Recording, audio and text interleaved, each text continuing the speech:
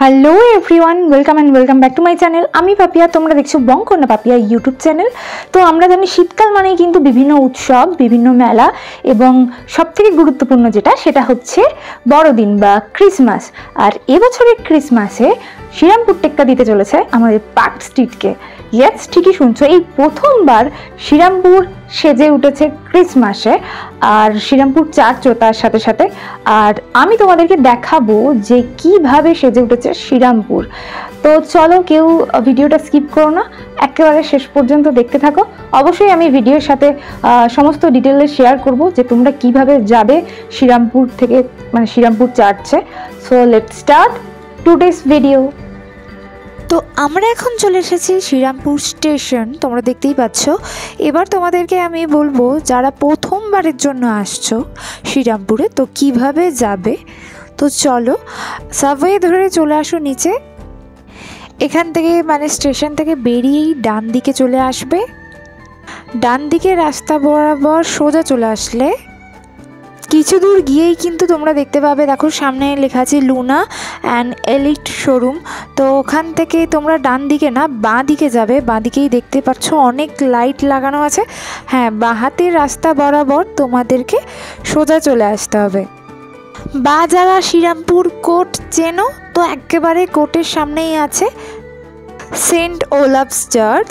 তো আমরা এখন সেদিকেই যাব। দেখতেই পাচ্ছ খুব সুন্দরভাবে কিন্তু সেজে উঠেছে শ্রীরামপুরের রাস্তা। একেবারে প্রায় স্টেশনের কাছ থেকেই বলতে পারো একদম চার্চ পর্যন্ত সুন্দরভাবে সাজানো হয়েছে। প্রায় 1 কিলোমিটারের মতো রাস্তায় এত সুন্দর লাইট দিয়ে কিন্তু সাজানো হয়েছে। যেমনটা আমি ভিডিওর একেবারেই প্রথমেই বলেছিলাম যে এবছরেই প্রথম কিন্তু শ্রীরামপুরে অনুষ্ঠিত হচ্ছে হেরিটেজ উৎসব। কিন্তু প্রায় 8 বছর ধরে শ্রীরামপুর চার্চের সামনে অনুষ্ঠিত হচ্ছে ক্রিসমাস।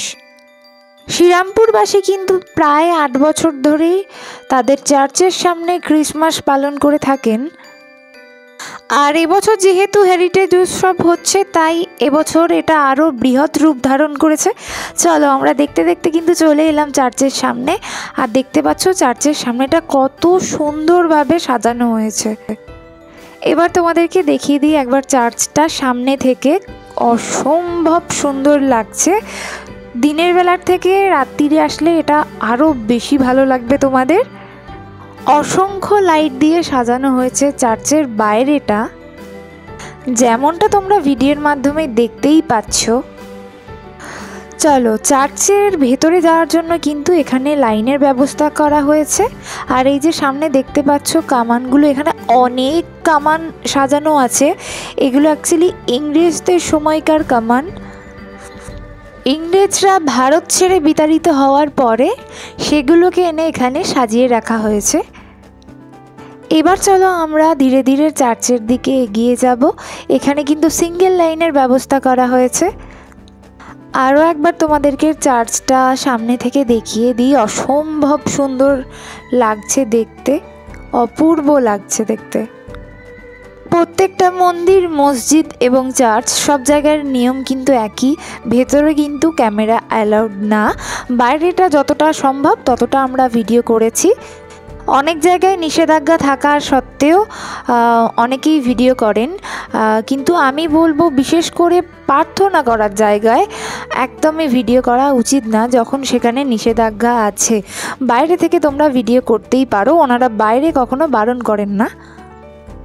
তাই ভেতরটা তোমাদেরকে আর খুব বেশি দেখাতে পারলাম না, তার জন্য দুঃখিত। তবে ভেতরটা খুবই সুন্দর করে সাজিয়ে তোলা হয়েছে, ভীষণ সুন্দর লাগছে দেখতে।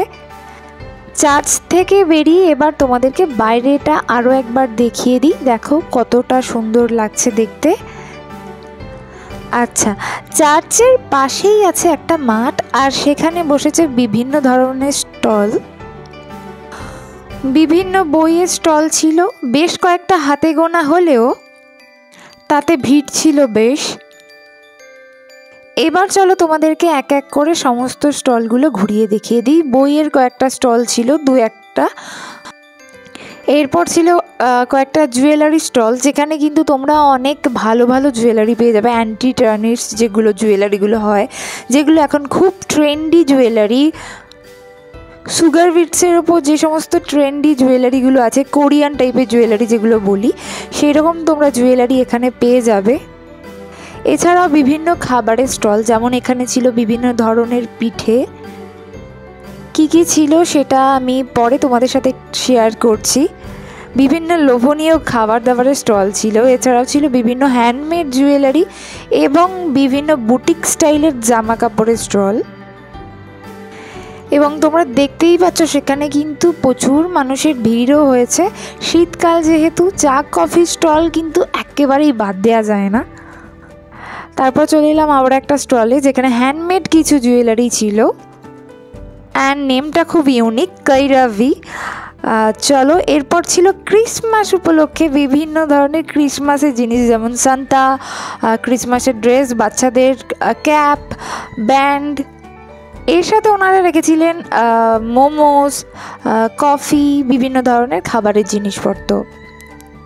আচ্ছা, এরপরে মাঠের একটা সাইডেই ছিল একটা সেলফি স্টেজ, যেখানে দাঁড়িয়ে তোমরা তোমাদের ইচ্ছে মতো সেলফি তুলতে পারবে। ওখানে অনেকটা লাইটেরও ব্যবস্থা ছিল। আর সামনে যে দুটো স্টল দেখছো, ওখানে বেশ চকলেটের স্টল ছিল।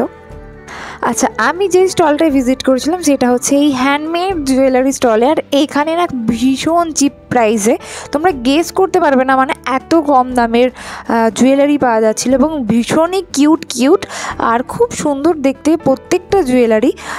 মিনিমাম প্রাইস ছিল এখানে 10 রুপিস অনলি। এরপর আমরা চলে গিয়েছিলাম এই স্টলটাতে। এখানে বিভিন্ন ধরনের পিঠে পাওয়া যাচ্ছিল, যেমন ছিল কাঁকড়া পিঠে, আরশা পিঠে এবং রোজ কেক। আচ্ছা, এই সমস্ত খাবারই কিন্তু ক্রিসমাস স্পেশাল, এবং তোমরা যারা যাচ্ছ আমি বলবো রোজ কেকটা একবার ট্রাই করে দেখতে পারো, বেশ ভালো লাগবে। এবং প্যাকিংয়েরও, মানে পার্সেল নিয়ে যাওয়ারও ব্যবস্থা আছে। এরপর আমরা চলে এলাম আবারও সামনে, চার্চের সামনে একদম। এখানে বাচ্চারা সেলফি তুলতে পারবে, তার জন্য দেখতেই পাচ্ছ খুব কিউট দুটো মিকি রাখা আছে। তো ওখানে বাচ্চাদের সাথে সেলফি তোলা যায়। চার্চটা বাইরে থেকে আরও একবার দেখিয়ে দিলাম। অসংখ্য লাইট দিয়ে চার্চের চারিদিকটা সাজানো হয়েছে, মানে তোমরা যেদিকেই তাকাবে শুধুমাত্র আলোকসজ্জা আর আলোকসজ্জা, যেমনটা তোমরা আমাদের ভিডিওতে দেখতে পাচ্ছ। আচ্ছা, এখানে বাচ্চাদের জন্য কিছু রাইড রাখা হয়েছে ছোট ছোট। আর খাবার দাবারের স্টল যদি বলো, তো ছোটোখাটো কিছু খাবার দাবারেরই স্টল আছে, লাইক ফুচকা, পাপড়ি চাট, ভেলপুরি, ঝালমুড়ি, এছাড়া চিকেন পকোড়া, কাবাব, আইসক্রিম, এই ধরনের ছোটোখাটো খাবারের স্টল আছে এখানে। আর সব থেকে যেটা আমার ভালো লেগেছে সেটা হলো এখানে মানে তোমরা একদম চার্চের পাশেই বলো, যে সমস্ত স্টলগুলো দেওয়া ছিল বা বাইরে যেখানেই খাও না কেন, খাবার দাবার কিন্তু খুব রিজনেবল। মানে অন্যান্য যেমন হয় মেলাতে একটু খাবার দাবারের দাম একটু কস্টলি হয়, কিন্তু এখানে ঠিক উল্টোটা, অনেক রিজনেবল প্রাইসে কিন্তু তোমরা খাবারগুলো কিনতে পারবে। চার্চটা পিছনে ফেলে ডান দিকে পড়বে আমাদের শ্রীরামপুর কোর্ট। আর আমরা এগিয়ে এসেছি সামনের দিকে, যেখানে ক্রিসমাস উপলক্ষে কিছু অনুষ্ঠান হচ্ছে। এখন স্টেজে দেখতে পাচ্ছ গান বাজনা এখন চলছে। আর ঠিক এই স্টেজের পাশেই দেখো খুব সুন্দর করে ডেকোরেট করা হয়েছে। আমাদের সান্তার ডিয়ারগুলোকে দেখতে পাচ্ছ, একটা ক্রিসমাস ট্রি করা হয়েছে আর একটা বিগ সাইজের সান্তা করা হয়েছে, যেখানে তোমরা দাঁড়িয়ে সেলফি তুলতে পারবে, প্রিয়জনদের সাথে বা নিজে ফটো তুলতে পারবে। সত্যি কথা বলতে আমি এখানে গিয়ে অনেক ভালো টাইম স্পেন্ড করেছি, আমার ভীষণ ভালো লেগেছে। তোমরা যারা শ্রীরামপুর বা শ্রীরামপুরের কাছাকাছি থাকো তাদেরকে বলবো প্লিজ একবার ঘুরে যেও। আর যারা কলকাতায় যাচ্ছ প্রত্যেক বছর তাদেরকে বলবো এক বছর শ্রীরামপুরে এসে দেখতে পারো। একদম শুরুতেই বলেছিলাম টেক্কা দিতে চলেছে পার্ক স্ট্রিটের সাথে। তোমরা ভিডিওটা দেখলে শেষ পর্যন্ত তোমরাই কমেন্ট করে যাও। আর টেক্কা দিতে পেরেছি কিনা আমি বলতে পারবো না, তবে অসম্ভব সুন্দরভাবে সাজিয়েছে শ্রীরামপুরকে। চলো আজকের মতো তবে এইটুকুই, দেখা হচ্ছে নেক্সট ভিডিওতে। তোমাদের ভিডিওটা কেমন লাগলো কমেন্ট সেকশনে কমেন্ট করে জানিও। ভালো লাগলে একটা লাইক এবং শেয়ার করে দিও। যারা এখনও পর্যন্ত সাবস্ক্রাইব করোনি প্লিজ ডু সাবস্ক্রাইব। আর হ্যাঁ, যেতে যেতে সবাইকে জানাই ম্যারি ম্যারি ক্রিসমাস। সবাই খুব ভালো করে ক্রিসমাস কাটিও। বাই।